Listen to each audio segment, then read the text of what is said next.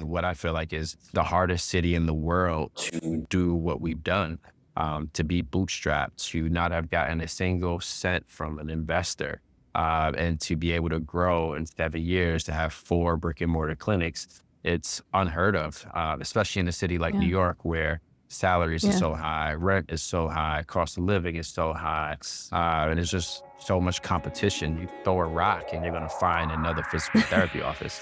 Bootstrapping a business in New York City, famously known as one of the toughest and most competitive places in the world to succeed, is no small feat. In this episode of Radio Front Desk, we hear from Dr. Kellen Scantlebury, a physical therapist who's built his practice, Fit Club New York, from the ground up. With 18 staff spread across 4 locations, you'll hear what it's taken to set himself apart as a business owner in a saturated market, and how he's redefining the physical therapy experience for an active population. Welcome to Radio Front Desk, a show that surfaces what real people and real clinics are doing to open, run, and grow successful health and wellness businesses. I'm your host, Denzel Ford, editor-in-chief of Front Desk Magazine by Jane App.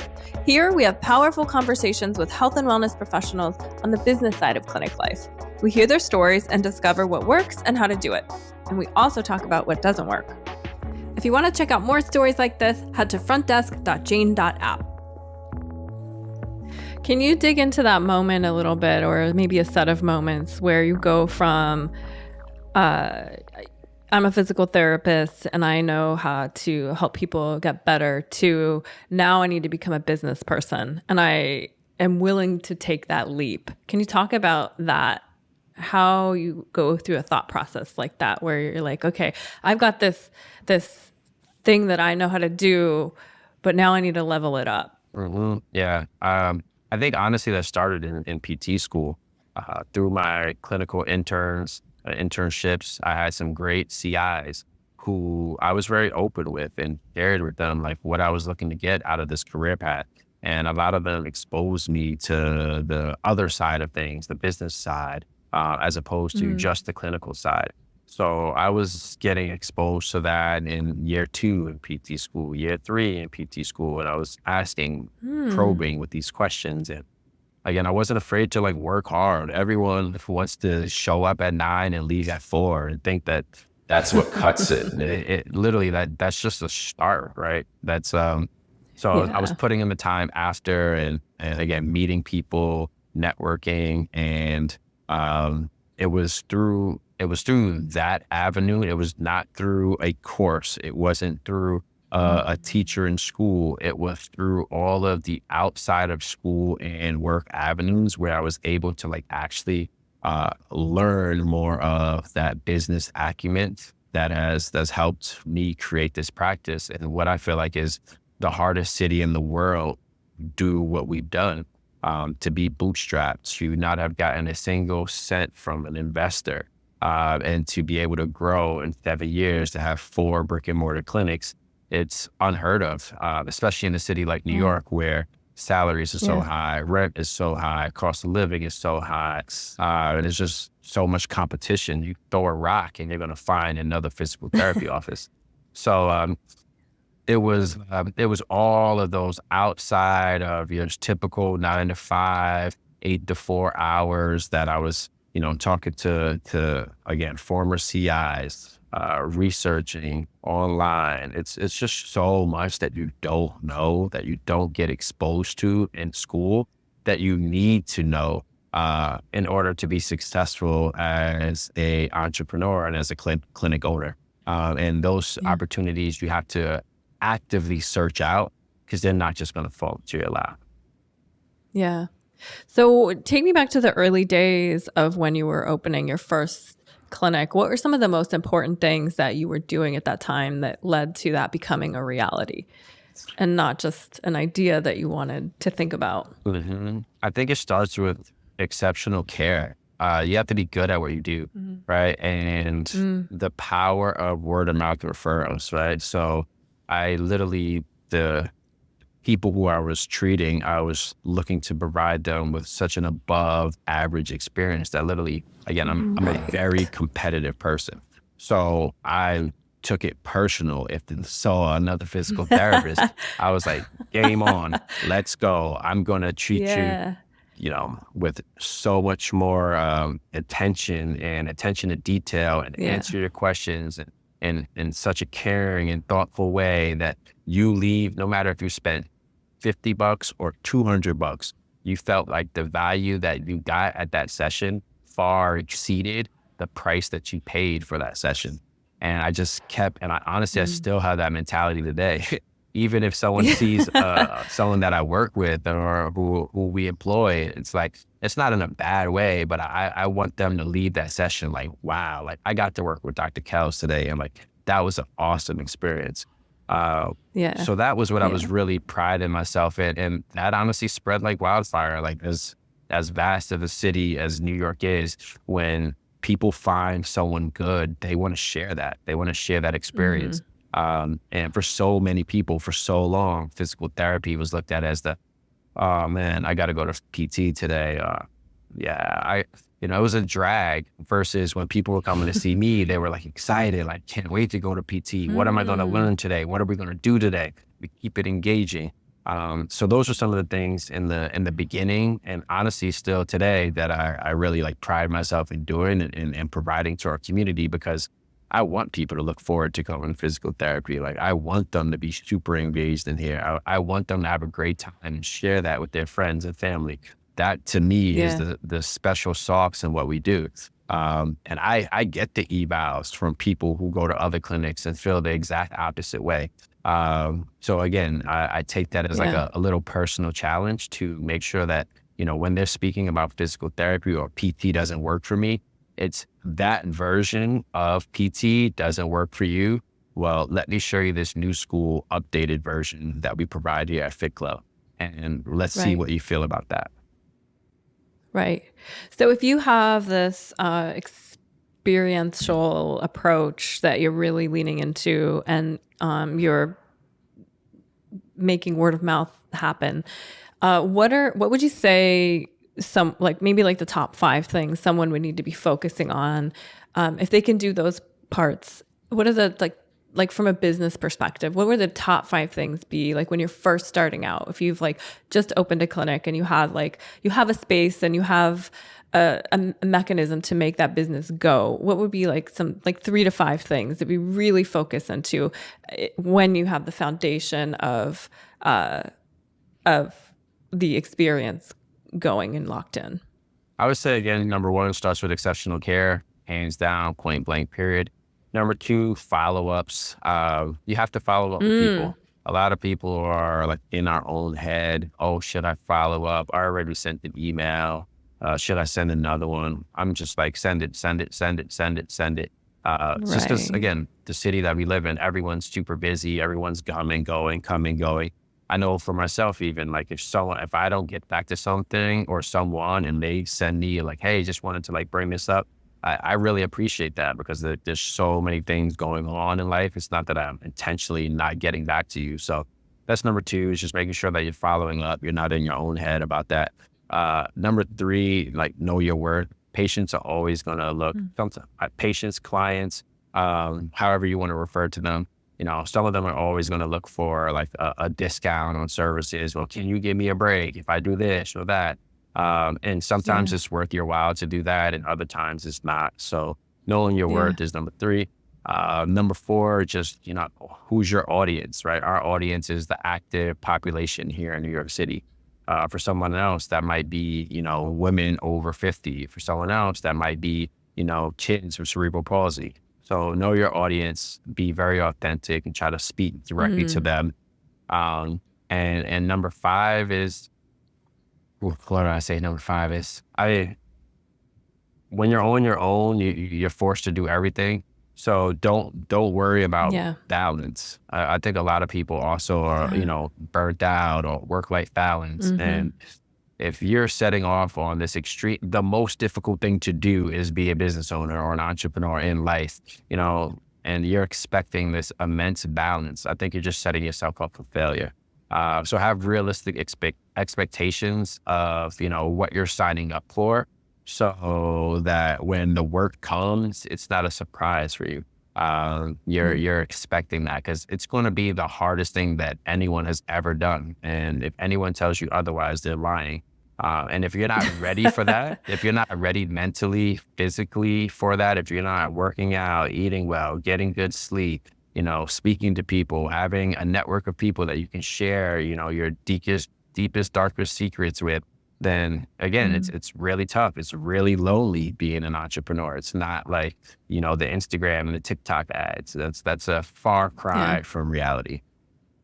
Well, it's actually a nice transition moment, quite honestly, because I wanted to move into your clinic that you created and the vision that you came up with, because it's different than what you might kind of typically think of. And I'm inspired by that because I do think that the world in general is kind of moving to a different state, and we want new experiences, and we want freshness to our lives. And I think that you're on the way to providing that to people. So what can you tell us about the clinics that you created, the vision, and how you approached kind of pulling all of those things together? Yeah, totally. So I believe Fit Club is the future of physical therapy. We were founded on the idea of providing the active population here in New York City with active results. For too long, it was ice, heat, stem, 3 sets of 10 on a table. Heaviest weights in the gym were 10 pounds. And there was never, again, the athlete, the active person was far from being satisfied with their physical therapy experience as well as their physical therapy outcomes. And I believe we live in the best city in the world, and I want to be able to provide those active individuals with the best physical therapy experience in the world. Thus, Fit Club was created to sort of bridge the gap between rehab and performance, also adding in pieces of recovery and mindfulness as well. And we've grown to continue to add those into our fabric as an organization. And we're really proud of it. And our community is really proud of it. And I know that through surveys, through feedback surveys, and through our Google reviews. We have close to 1,000 5-star reviews online. And the amount of people who we evaluate who are like, oh my God, like this is such a different experience than where I went prior is astonishing. And my goal, my mission right now is to not be that second person in line, but is to make sure that Fit Club is that first person in line, that people are coming and seeing us first before going to the mills that are out there. Because again, it's very competitive here. There's a few venture, backed practices in the neighborhood as well. Right. A lot of big hospital systems in the neighborhood as well. So a lot of competition. So, but we need to beat our chest even more proudly to be able to give the care that we give and share the results because they speak for themselves. So that's why Fit Club was created, and that's the population that we treat. I've coined we're not your grandma's physical therapy, and it's like there's nothing against working with grandmas, and we have Medicare and elderly patients come in.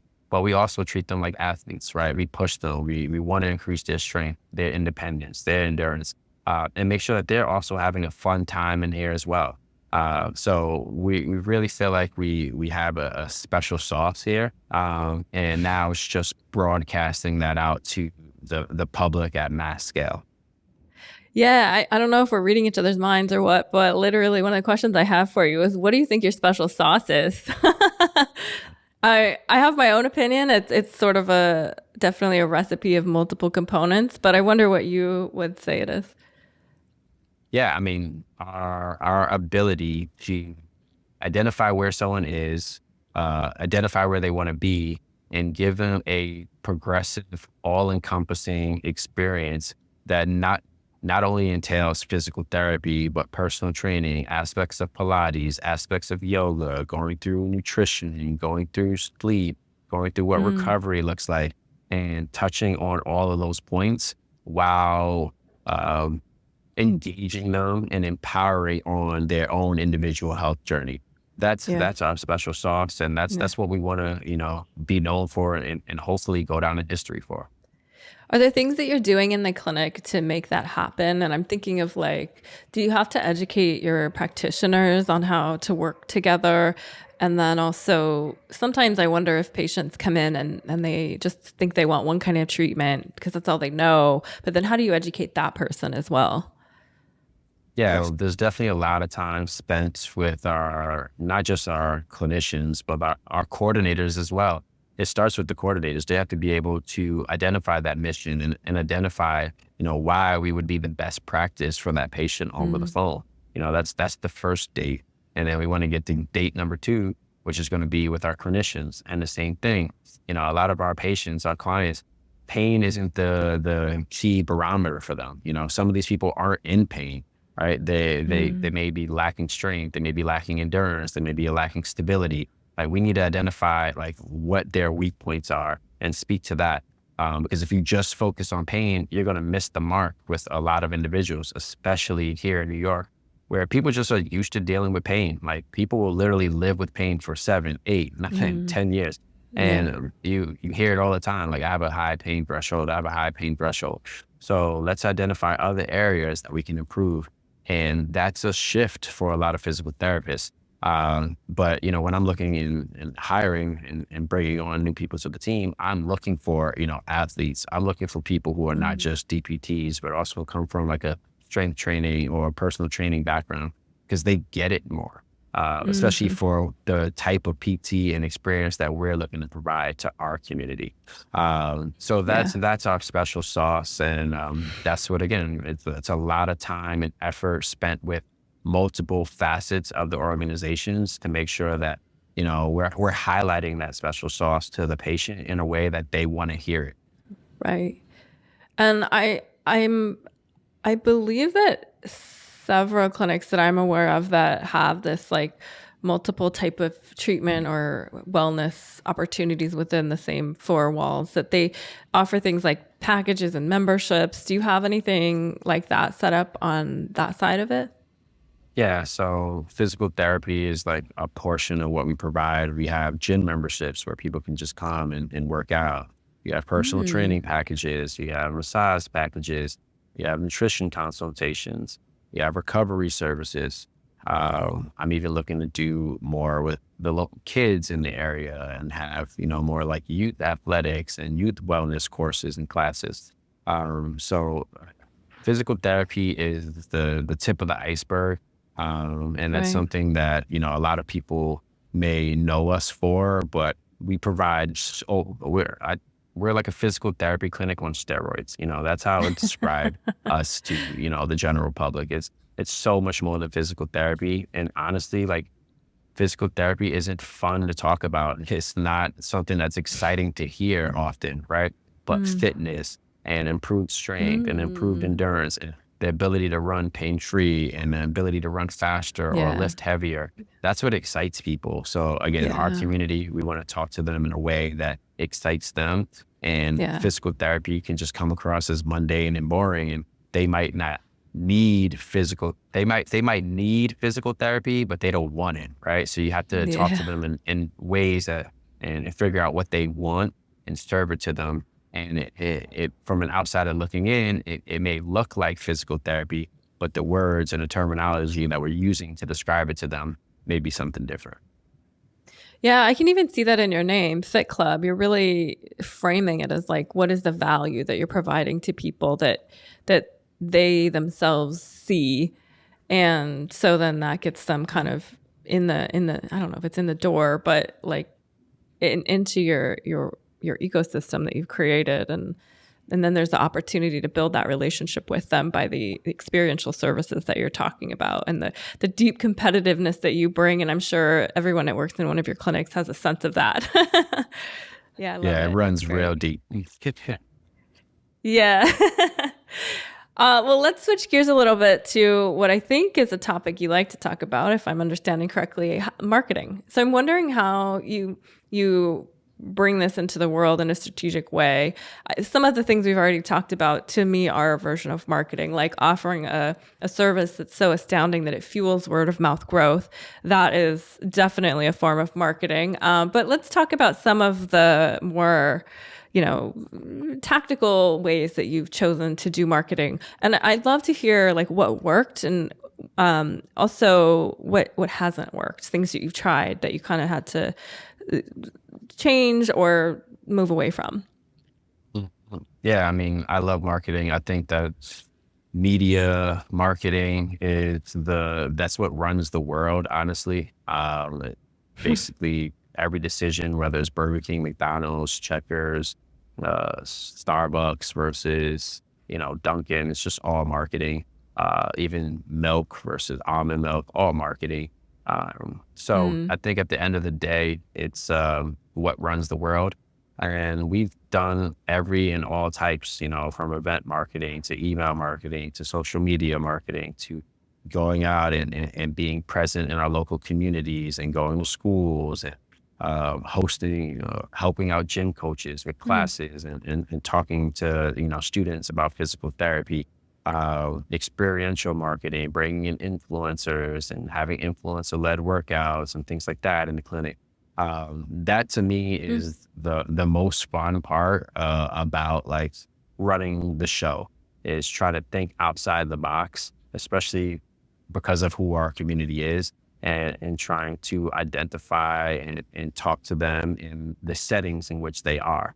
They're in the CrossFit boxes, they're at the track meets, they're at the marathons, they're at Mm. the 5Ks, they're at the basketball court, at the tennis courts. So we have to be there as well, right? If that's the community that we want to serve, which is daunting because it is a lot of that stuff happens outside of your, standard, work hours. So there's I don't want to say pressure, but there's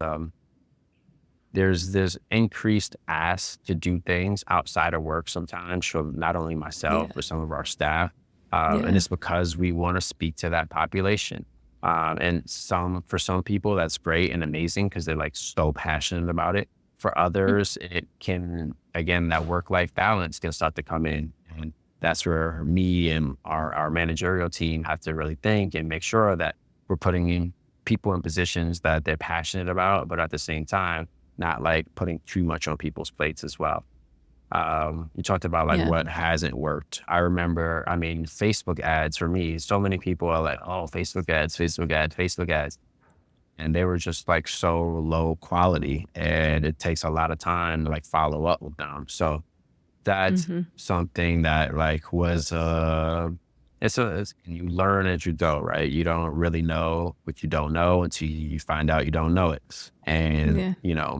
for some people, they scream up and down all day about Facebook ads. And that just wasn't something that was Mm, beneficial for us. But mm, the more that we're in front of people, speaking to people in their environment and helping them understand the value that we bring to them, that has been super successful. And again, what we're trying to double, triple, quadruple down on is spend more time, money, resources doing are those things. Yeah, do you think that is something unique to New York City, or do you think that that's like something that's maybe a sign of healthcare and the times, the fact that in-person experiential forms of marketing seem to work better than like online versions of it? I just wonder your thoughts there. Like, is that like a New York Yeah, City thing, or is that something that might be kind of more widespread that other people could think about as well? I don't think it's New York City. I just think what we do, it translates so well in person. Even, Yeah, virtual I see. therapy. I love virtual therapy. It's great, but Yeah, very honest, like you're going to get 80% of what we do, right? There's another 20%, again, that right, special sauce in person that you're going to be able to get. right. And, hands-on techniques, manual therapy, things like that. As great as, technology is bringing us closer together as, people and the nature of being a physical therapist, I just feel like in its essence and core is a very in-person sort of experience and service. Mhm. So I feel like people are able to get the most out of it in that sort of setting. You can scale, right? So when you look at, but that's hard to scale, right? So again, it really comes down to like what you're looking Yeah. for. If you're just looking for mass scale, then yeah, you want to do as much stuff online as possible because that's easiest to do at scale. But if you're like, hey, this is my community and these are the people who I want to talk to, and you're like hyper focused on that, I think Yeah. experiences really can help with that. Yeah. Okay, so let's talk about, you're talking about scale and experiences. Let's talk about how you scaled these experiences to more and more people by creating more locations for your clinic. I think that's a really unique story in the sense that it takes some boldness to be willing to even open your own clinic and keep that going, but then to start opening more locations. So bring me into that moment in your life where you're like, okay, I think it's time to now open a second clinic and let's start there. But then I want to point out too that you did that a third and a fourth time as well. So help me understand that. You have already a little bit with your competitive nature, but these are not minor decisions that you're making. So help me understand how you got there and what that was like. Yeah, no, great question. For me, at the end of the day, when like, life is all said and done, I just want to be looked at as having tremendous impact on, people. And for me to be able to do that, I needed to have more than one space. And let me just give a little bit more Interesting. context to that. Like unique opportunities that were presented and came up that I like decided like, hey, let's take advantage of this, right? For some people, they're very like numbers driven. I have to be seeing this many patients a week for this many weeks to feel confident and comfortable to do it. And Yeah. that's great again for some people, but it's not organically like my experience. My experience was, we did great work and this unique opportunity presented itself and let's jump on this and, we're going to figure it out. We're going to figure it out as we go. Right. And that's just sort of been like our MO, and it's worked for us. It's worked for us. And hopefully as we continue to grow, maybe we'll bring on, some people who can supplement the numbers portion who can help with more of those projections and things like that. But everything has been more of a feel organic, hey, this opportunity is presenting itself and, this might be worth it to take that leap of faith. And we've been fortunate enough to, be in the black to take advantage of those opportunities as they've come along. When you start a new clinic, does it feel like a brand new, like starting from scratch? Everything has to be done all over again, or is there anything that carries over? And I literally have no idea. Like, do you need a new business license every single time? And I would imagine you'd need a new lease every time, and then you have to hire staff again. Like, is that what it feels like? Is starting from scratch all over again? But you have like the concept and the vision in place. Is that kind of what it's like? I would say that's exactly what it's like. There's certain pieces that you're definitely going to need, like net new. And a few of those you mentioned, new employees, lease, new insurance to cover the space, new equipment, new bills, Con Ed, heat, so a bunch of that stuff. Yeah. But there's also certain sauce and part of the sauce that you're like, hey, like, we don't need, all new documents. We don't need all new like systems, right? Like we're going to carry over the same systems that were working in our other clinics and now implement those. And each time you're able to implement them with a little bit more speed and which is helpful. And, you're able to train people with a little bit more efficiencies, which is helpful. And the goal is to, again, for us to continue to grow. Right now, we're okay with the amount of clinics we have. We're looking to just grow within what we have right now. But a year from now, it might be a different story, right? So I'm very open and I try to be very present with like, hey, this is where we are right now. I'm not even going to think, of 2 years, 3 years. They're like, let's focus here in the right now. And then in the 2 years and 3 years, as different things become available, like we can explore those opportunities. But everything isn't net new, which is nice. And certain things you want to change based on the setup, based on the geography, based on, the layout of the clinic. So there's little nuances that you're going to, take into account as well. And I guess that would be, I mean, I'm not sure how different the different boroughs are, but would you say that even just within one location in these different places, do you have to serve a different clientele? Is it that different across locations?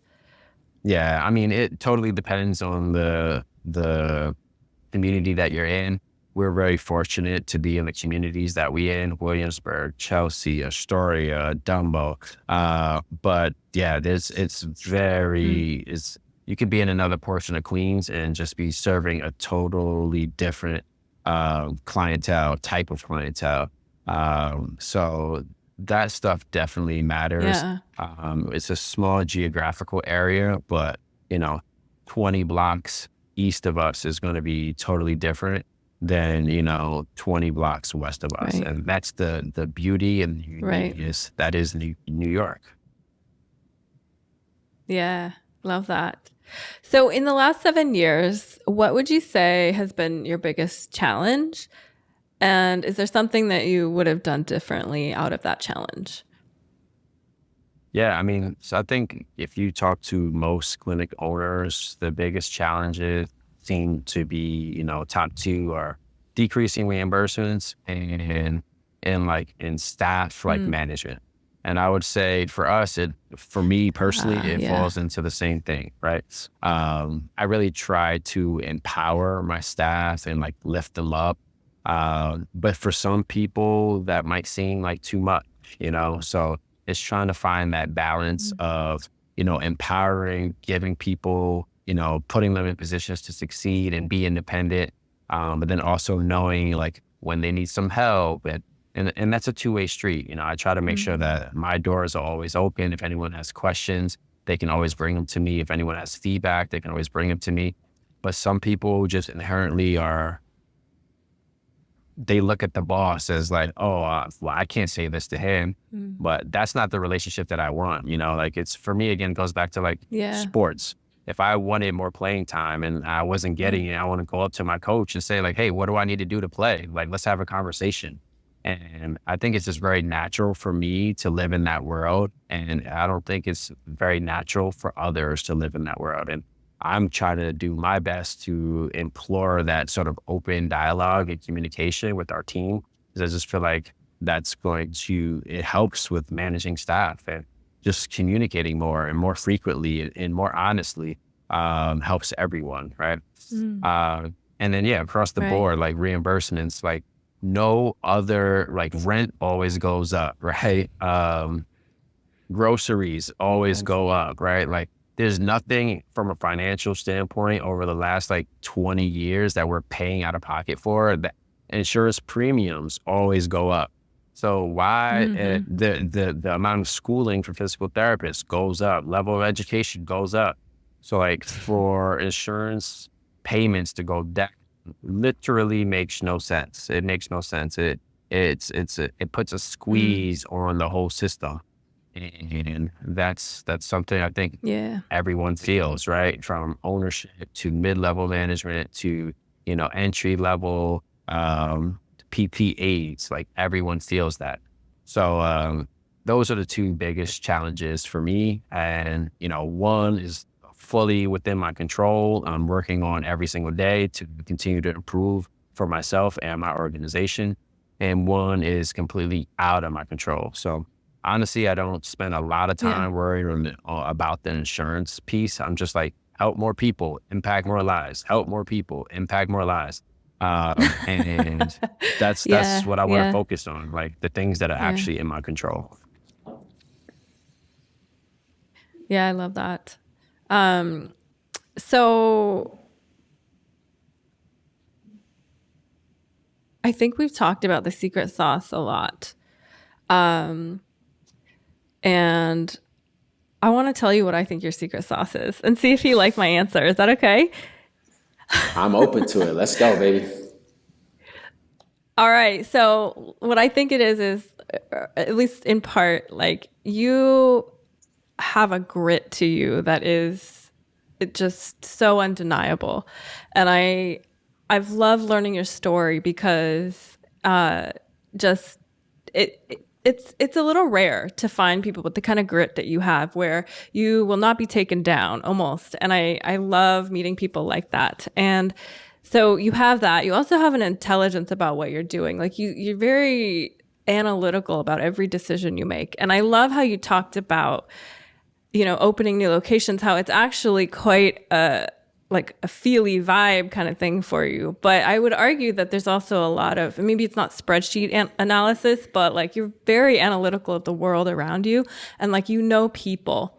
And I just think that's really one of the secret sauce one of the ingredients to your secret sauce is that you're analytical, but you're analytical about people. So you're reading people and you're trying to understand them. And I think you're understanding your customer, your client, your patient, whatever you're going to call them. And then you're also understanding the people that you hire. And then there's another piece here that I think you understand yourself. So you understand that competitive nature of yourself and that you're like, I got to do this thing in the world. So that's my take. What do you think? I love it. I love all of that. I beat myself up more than I like lift myself up. Again, that's just me being me. And again, something that I'm working on is again just acknowledging what we've done, what I've been able to do. I hate talking about like what I've done because if I said it was just me, I would just be lying, right? Like it's literally been my team. The people around me, my family, my upbringing, the instructors around me. It is so much more than Dr. Kells. I am the face and like I want to be the bus driver, but I would be remiss to not mention the amazing people that I have who work with our organization to like have brought us to where we are today. Those are some amazing individuals. And yeah, that's it's very humbling to hear those amazing, kind words, and I believe a lot of them to be true. I'm not someone who like feels myself. I'm always trying to say like I haven't done anything yet, and not in a bad way, like beating myself down. But I know that I'm capable of even more than where we are right now. And that's where like my North Star is always like looking towards. And sometimes I don't acknowledge the wins along the way. And I'm, again, trying to be better at that. But this mission of Fit Club and providing the active population with active care in the way that they want to give them those active results, I personally feel like this is something that would crush in every single city. And like, I want to be the person who helps us drive it to that point, So I feel very fortunate to have done what we've been able to do, but I'm so far from satisfied. And that is what keeps me waking up and, super excited. Like I literally can't sleep at night. Like I woke up this morning, it was like 2 a.m. and my brain is just like, do this, do that, do this, do that. Got to make sure this is done. And it's a gift and a curse. It's a gift and a curse. To some people, they might complain about that. But for me, it's like, it feels like a superpower, and I just want to execute on that and live out my life's mission because, that's what I care about. And again, it's impact. Yeah, I love it. So exciting. Well, I think your story is so inspirational, and I think there's so many things that we can pull out of it that will help other people. So I think you're just even coming here and talking to me today, you're also helping people. And I really appreciate your time and your openness and your honesty. So thank you so much. And it's been a great one. Thank you. Thank you, Denzel. You've been amazing as well. Sky's the limit for all of us. No one's going to hand it to us. We're going to have to go out there and get it, and let's make it happen.